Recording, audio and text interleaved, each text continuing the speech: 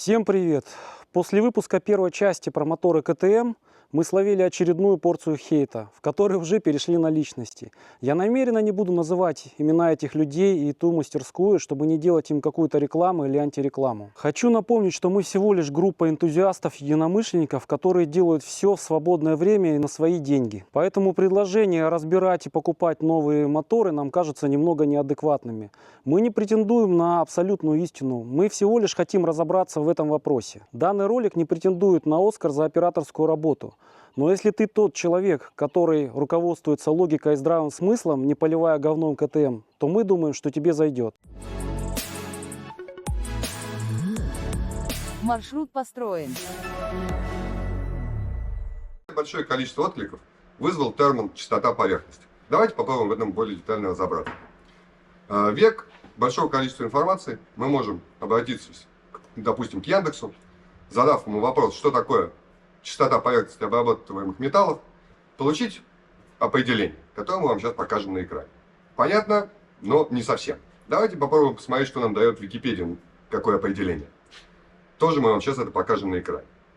Вот, теперь из двух этих определений становится более-менее понятно. И дает нам возможность перейти к следующему термину, такой как шероховатость. Немножко еще покопавшись в интернете, мы можем найти, что существует ГОСТ на шероховатость поверхности, который описывает набор образцов шероховатости поверхности, которые определяются как визуально, так и тактильно, то есть на ощупь нашим замечательным пальцем. Поэтому, я думаю, в этом термине мы разобрались. Если кто-то хочет более детально разобраться с этим термином, это вы уже, я думаю, делаете сами. А вот вам еще один интересный документ, который точно дает понять, что помимо ГОСТа это еще и международный стандарт ISO. Последняя цифра означает год принятия стандарта. Я понимаю, что некоторые механики либо еще не родились, либо ходили пешком под стол, когда он появился. Но мы специально даем эту информацию для того, чтобы они смогли разобраться. С этими знаниями мы теперь можем перейти от теории немножко к практике. Мы получили новый распредвал впускной на тот 790 КТМ, на котором был выявлен износ кулачка распредвала. Выявлен он был тактильно и визуально. Поэтому сейчас на новом распредвале мы произведем замеры диаметра шеек нового распредвала и сравним их со всеми шейками бэушных распредвалов. Давайте осмотрим наш новый вал более детально. Мы все видим, что деталь абсолютно новая, не имеет никаких следов работы. Вот. Визуально и тактильно все гладенько, все хорошо. Нумерацию шеек, чтобы было понятнее, будем вести от шестеренки привода ГРМ. То есть это у нас будет первая шейка, это вторая, это третья. И сегодня мы будем вам называть целые числа, без всяких соток, плюс-минус туда. То есть будут четкие размеры. Мерить мы это все будем нашим замечательным микрометром. Вот, давайте посмотрим, что у нас микрометр в нулях, чтобы вы нам не сказали, что у нас гранат не той системы. И начнем измерение. Так, что у нас с первой шейкой? Размер первой шейки 21,96. Вторая шейка 21. Сейчас фокусируется. 21,96. Третья шейка наша 21,96. То есть мы делаем вывод, что все шейки нового распредвала имеют один и тот же размер 21,96. Давайте перейдем к нашим распредвалам, которые стояли на мотоцикле. Это как раз тот вал, взамен которого пришел вот этот новый. Здесь мы видим визуально и на ощупь, что присутствует износ на кулачке распредвала. Давайте посмотрим, что у нас с шейкой. И эта шейка у нас 21,96. Первая. Вторая. Те же самые 21,96.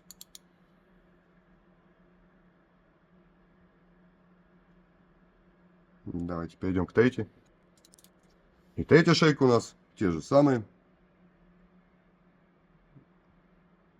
21,96.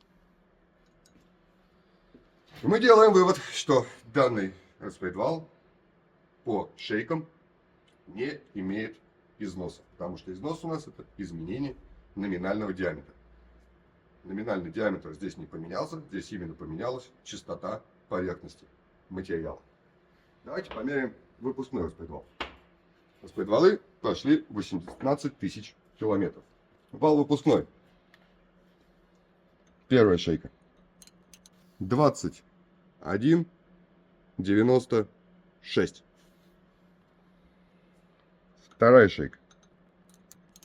21,96. Третья шейка. Тот же самый размер.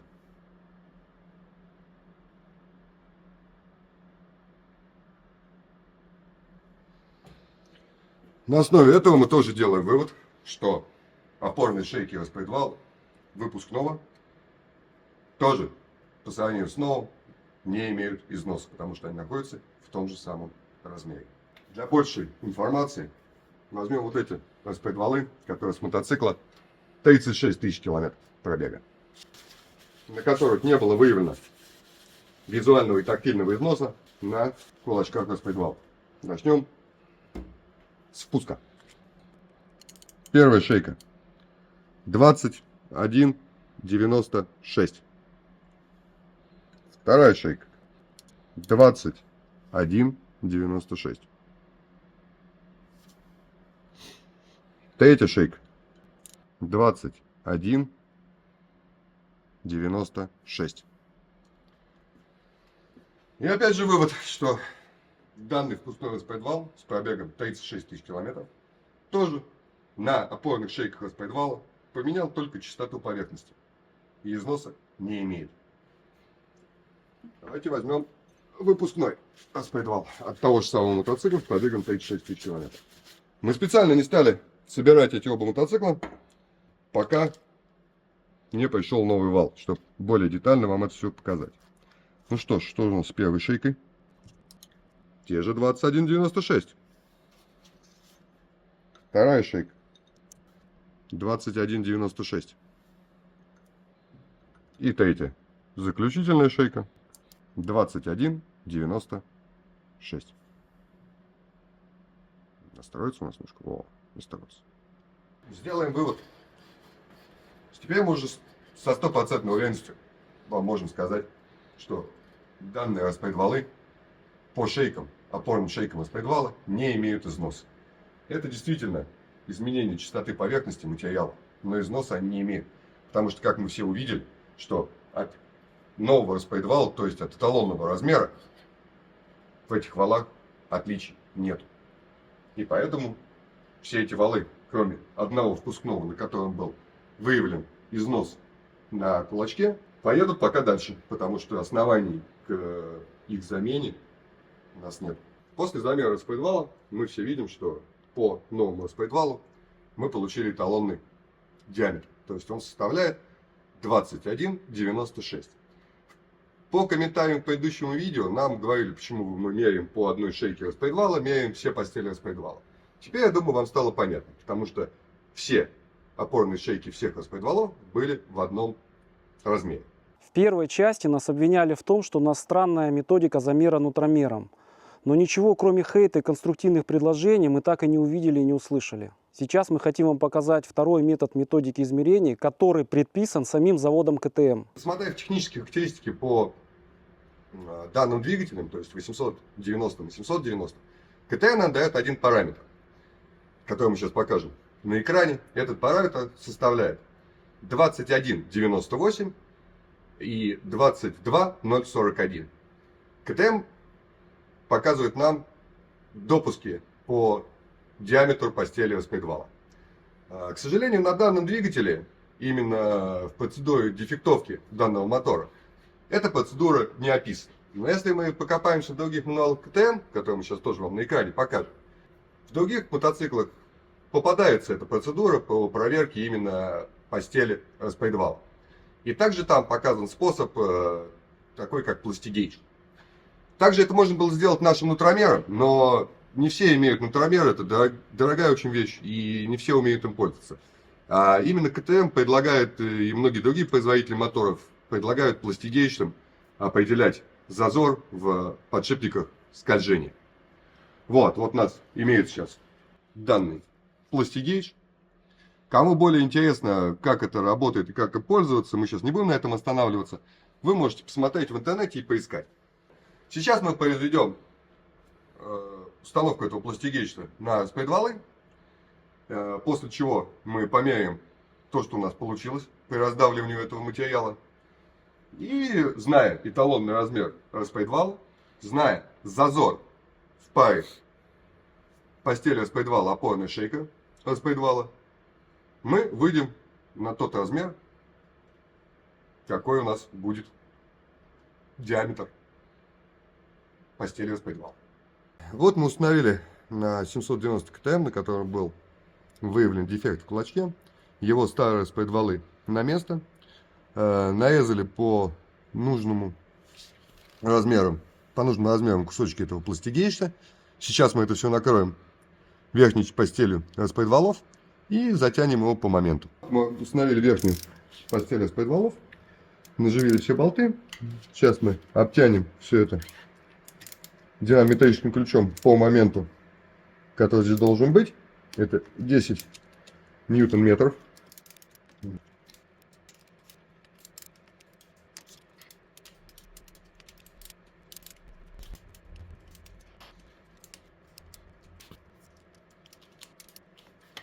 Еще раз проверим все болты.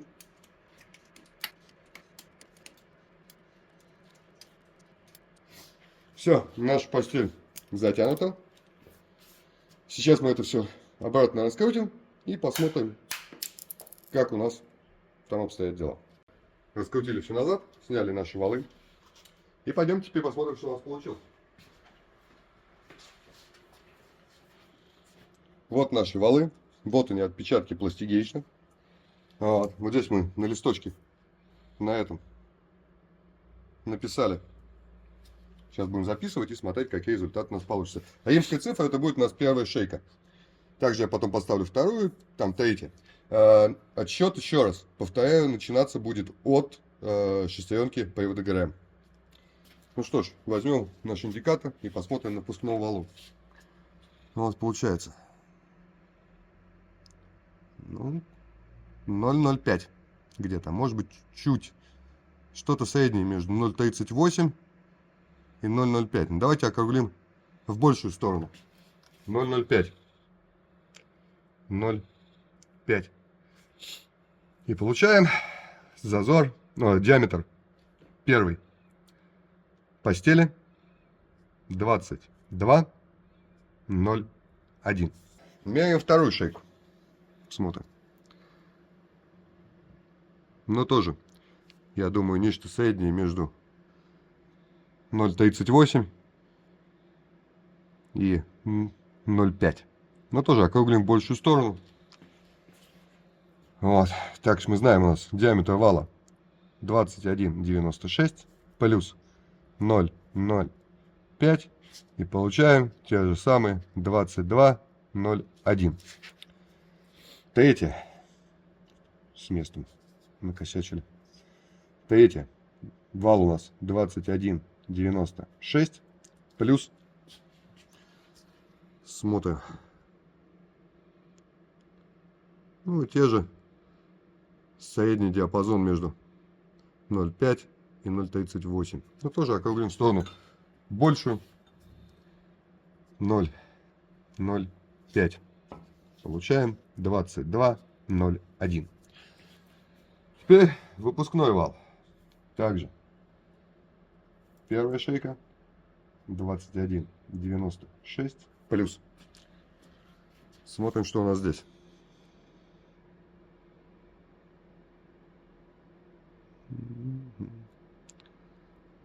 То же самое, те же, что-то среднее между. Ну, также будем считать, что 0,05. Получаем 22,01. Вторая. Диаметр шейки вала 21,96 плюс. Что мы имеем здесь?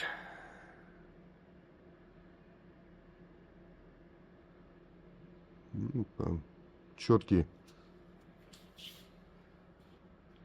0,5 22,01. Третья шейка у нас 21,96 плюс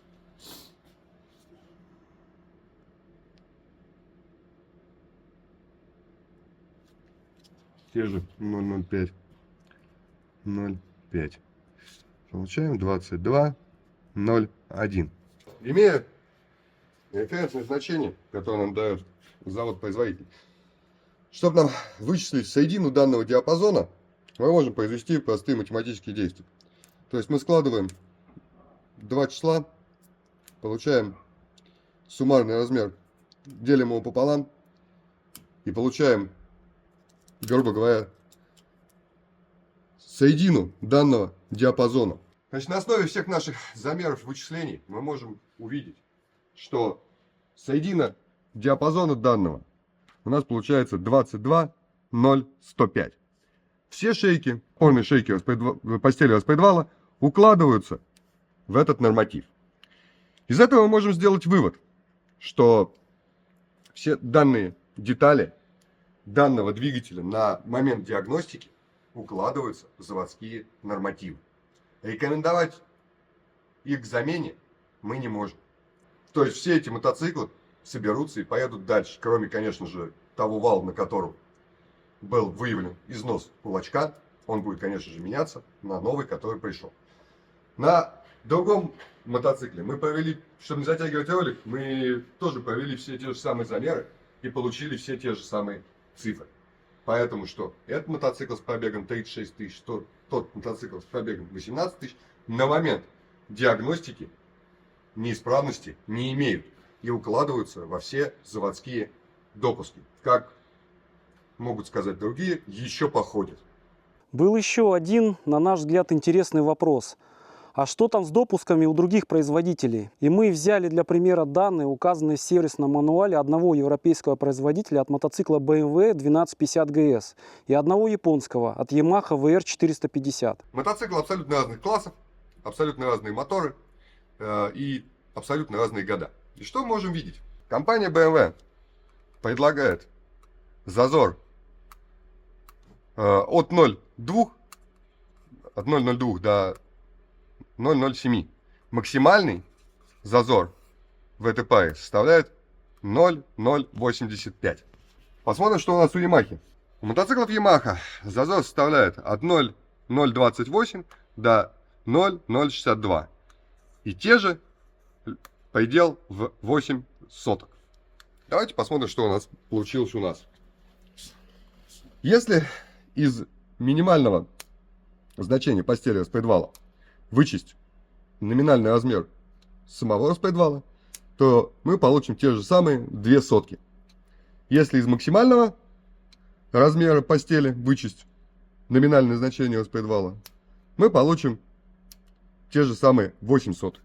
То есть наш диапазон рабочий для данного двигателя от 0,02 до 0,08.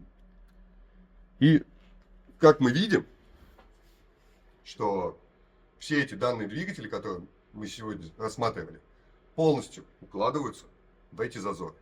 У нас уже записан материал на третью часть, где мы более детально разберем комментарии и интересные вопросы. Как говорил Павел в первой части, мы все обязательно посмотрим в динамике и в конце сезона разберем мотоциклы, которые участвовали в выпуске в первой части.